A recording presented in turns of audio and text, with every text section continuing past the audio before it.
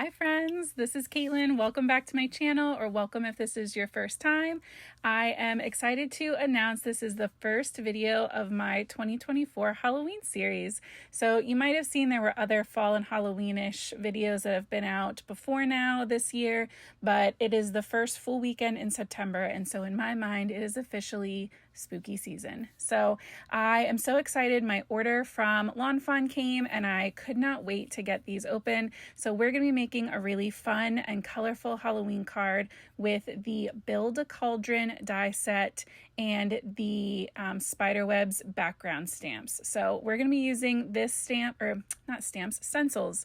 This background stencil, there's two. There's one that has a center point and this one that has the corner point. So we're putting our corner in that bottom left-hand corner. And I love how this goes up on the edge, and we're actually going to end up kind of fussy cutting that top right corner out, but you could also leave it or layer in other things. I've seen some of their design team add like a little spider in that corner. It's super cute, but I went into this knowing I wanted to kind of have it end with an interesting shape up in that corner.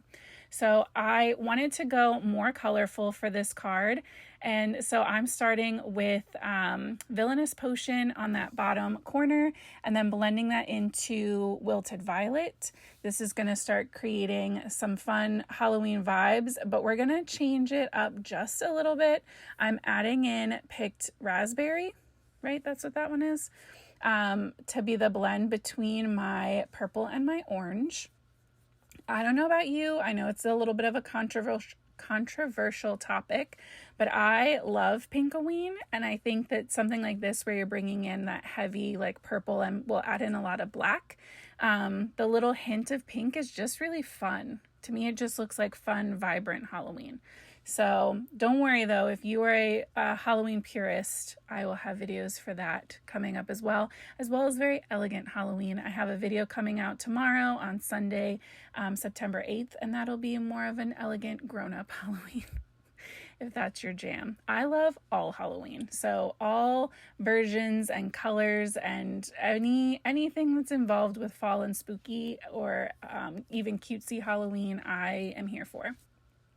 So now is when I'm bringing in that black. This is what's going to take it from super happy summer colors to more on that spooky Halloween vibe. So I'm going in with black soot all the way around all of the edges, and especially on those outer corner, like the bottom and the left-hand corner edge. But even across the top of that, because I knew I was going to, like I said, fussy cut those kind of scallops out. Then I decided I wanted some splatter and that would help me get this spookier effect I was looking for, grunge it up a little bit. So I started by pressing my Distress ink into my glass board, but it really needs to be re-inked. So I also added in a dot of Pink & Main's Asphalt Ink Re-Inker and a little bit of water, and I'm splattering that all over, splattering, you guys know I don't care. All over, and I'm going to wipe that up, and we're going to repeat the process with my Dr. Peach Martin's Nope Bleed White. This is my go-to white ink. I love it, and because the white dries like a little more 3D, where like the water-based inks, even if they dry down a little, it would take forever, but even if they did on my glass mat, water would completely reactivate it. The white is not the same. You want to clean the white right away. So I just put my microfiber towel under this to catch any of the extras I could, just to have a little bit less mess when I was done. So I tapped on all that white. I'm going to clean that right off of my glass mat while it's all still wet. And then it was time to start getting my die cuts ready. So I took out my little snips and I'm separating all of these little dies. I'm not going to use all of the dies that are in this set. I decided partway through that I was going to limit my candy selection to just candy corn. I am a candy corn fan. I know it is a controversial topic. And so I also brought in the candy corn jar add-on from Lawn Fawn. This is a way older stamp set. I actually got it before I even had the jar, just because I knew I wanted the candy corn. And we're gonna try some no line coloring, and I'm gonna warn you now, it is not my specialty, but I did have fun coloring it. So we're gonna stamp this with Lawn Fawn's jellyfish ink. This is not like a Lawn Fawn sponsored post. I wish, in my wildest dreams, I wish that that was something I could say one day. But that jellyfish ink is like the only, or like the main no line coloring ink that I have. And I don't use it much because I'm scared of no line coloring. But then when I was thinking about it, coloring in these dies is also kind of like no line coloring, so it's fine. It's like the same thing. So I die cut all of my dies from my Copic Express It paper that I always use when I'm coloring with my Copics. And the same for those stamped candy corn that went on Copic Express It too. You guys know I'll have everything linked down in the description for you. They are affiliate links. I get most of my Lawn Fawn stuff either from Lawn Fawn or scrapbookpal.com, because that's also who I get my Copics from. So I'll have everything linked down there though for you in case you need to see what everything is. And yeah, so I'm starting out with my neutral grays, shading in this cauldron. I wanted like a very central point, and I wanted to really create that round feeling. So the edges are super, super dark with that N8, and then blend it up all the way through to an N4. I'm going back in now to shade in the feet and the handles. And yeah, we're just going to kind of chip away at these. I'm also testing out something different on my channel now, where I'm going to have a series of kind of more calming, slowed down coloring videos. And they're going to be longer, and they're so long that most of them, or pretty much all of them for right now, aren't going to have instructions. But that way you guys can see like real-time coloring, or if you just need some like peaceful background video while you're crafting, maybe you might want to check it out. The first one I put up is a Halloween theme. I also have a floral one going up in the next couple days as well. I have to tell you guys, if you've been on my channel before and you've seen my analytic updates, I am very, very close to being monetized. So when that happens, I plan on having some kind of big, exciting celebration and giveaway. And I just want to say thank you to everyone who supported me. And if you're new here, there's lots of other Halloween videos you can go find, or Copic coloring videos and Lawn Fawn videos you can go find. So check out my playlists. I always make playlists for my branded, like themed cards. And all my Halloween series are playlists as well. So take a look at those if you need some more inspiration. And I decided, because I was going to do these candy corns, I wanted the bubbles and drips in my cauldron to be orange. So I'm using the same markers for all of the orange and yellow for this whole card. So we're starting out with YR09 is my darkest orange, then YR68, and then YR04. And then I'm adding in Y35 for like a little extra golden highlight. So I colored in the bubbles that get tucked into the cauldron, as well as the 3 individual bubbles. And then the slime or ooze is getting colored in the same colors. All of my darkest shades on those drips are going to go on the left-hand side. This is my preferred way of coloring in drips. I used to do it the same way when we did Halloween makeup when I was at Sephora. All of my shading, I just pick one side and start kind of looping and thickening that from where the drips start. And then I'll go in with just the highlight shade on the right-hand side. And that's going to give a really nice, fun 3D look, especially for these smaller drips where we don't really have room to put shadow on both sides. For my spoon, I forgot to put the markers on here, but I'm going to hold up the caps for you in a second. It's all E55 or E50s, and it's just really simple, a couple skinny lines. I just wanted the wooden part of that to look like a wooden spoon, but the actual spoon part is going to get tucked in, so I didn't bother coloring that part. Once everything was tucked the way I wanted it to be, I put some washi tape on the back of my cauldron to make sure that everything stayed in place. And then it was time to color in all of these die cut candy corn pieces. Die cutting these was probably my least favorite part of the whole thing, just because you only get two, or like you only get one at a time. And so I had to run it through 5 times. And I know that probably doesn't seem like a lot, but that was it felt like the most tedious part of this whole card. So again, same orange combo, coloring in those middle. I have them all stuck to the back of a full stick Post-it note just to help me keep them in place, because with my nails, I was just having a hard time holding everything down. My nails, by the way, are already falling off, but they glow in the dark and they make me really happy. So hopefully I'll have some more fun Halloween nails for you guys in upcoming videos too. I do my own nails now. For the white tip of each candy corn, I just ran a little of a light cool gray marker on one side, and that was it. That's the only shading I added, and even that probably could have been skipped. So the die cuts out this solid base, and then I just added liquid glue, and I just popped each layer on. You could probably do this with that, that sticker maker. I don't have one of those. But if you have one of those, or you like really love double stick tape or something, you could probably do that too. But I found with the liquid glue, it was nice because I could kind of shimmy things around until they looked the way I wanted. So once I had all of those put together, like I said before, I'm trying my hand, I should say, at my no line coloring.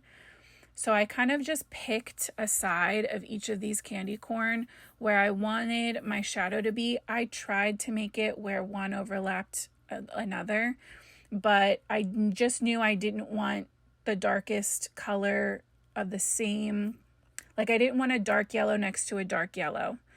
So some of them had to be a little tweaked, like a little shifted, but I love it. I love how it ends up turning out. So again, same exact color combo. This was pretty repetitive, but I love how cohesive it looks at the end because of that, even though they're different. Like some are die cut candy corn, some are the no line coloring, some of the oranges are on the main die cuts, but everything looks like it belongs on the same card. And I think that's why.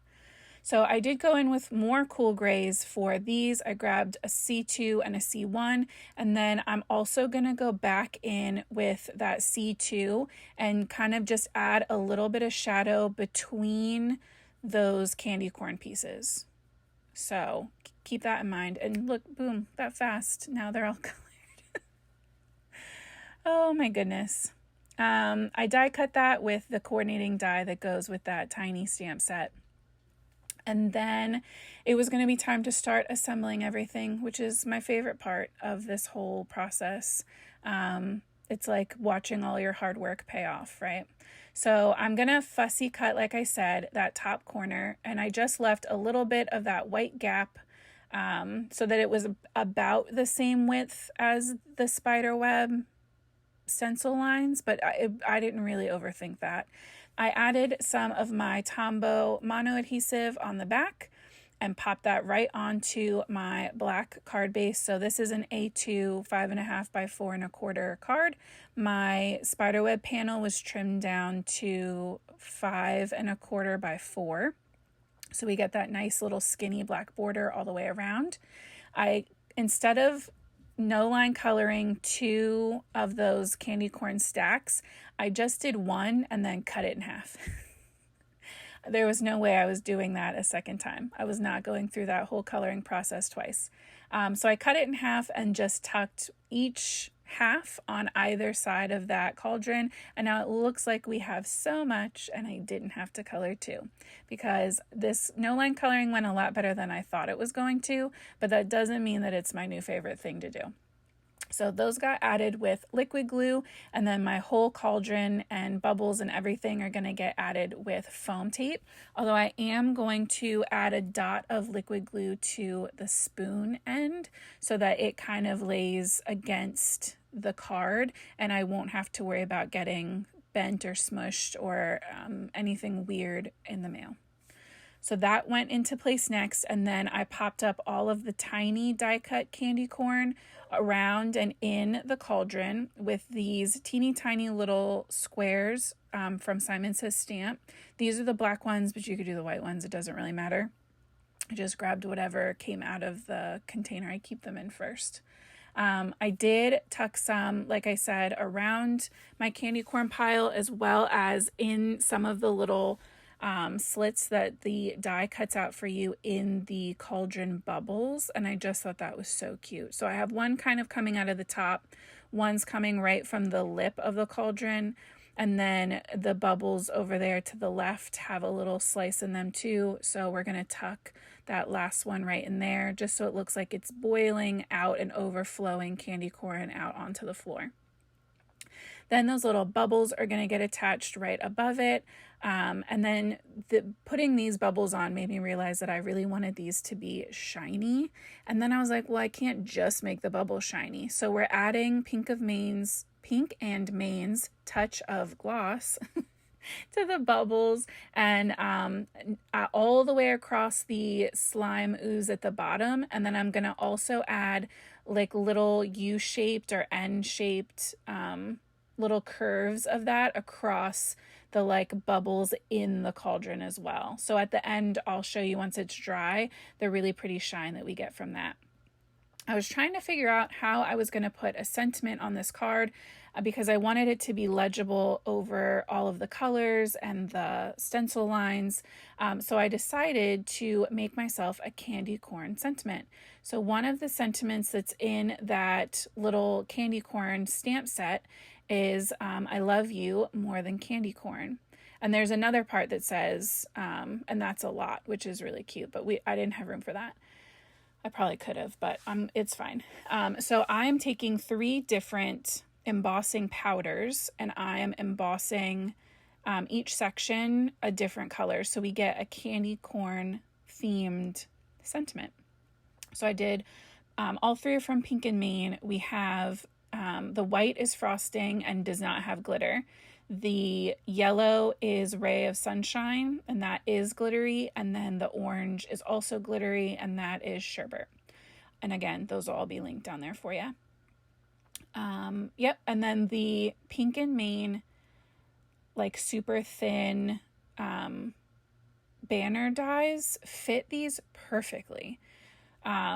Which is just great because all of my other banner dies I have from Lawn Fawn and any other brand are like really thick. So I was excited that these fit these so nicely that I get this nice thin skinny banner across. So I'm just going to cut those out. And I like that they have the little fishtail at the end. And I decided to glue them on at a little bit of like an angle and kind of like a little bit across, like they would cross each other. I just thought it added to the kind of like whimsical Halloween spooky silly vibe. So that is this whole card completed. I am in love with it. Well, obviously I would pop it onto a card base, but if you've been here before, you know that's not my specialty either. So here is the finished product, and I'll tilt it in the light. You can see some of that shine, but it's so much fun. I love Lawn Fawn Halloween every year, but this year especially, I think they knocked it out of the park. So I'll see you back here soon with more Halloween videos, and until next time, guys, happy crafting.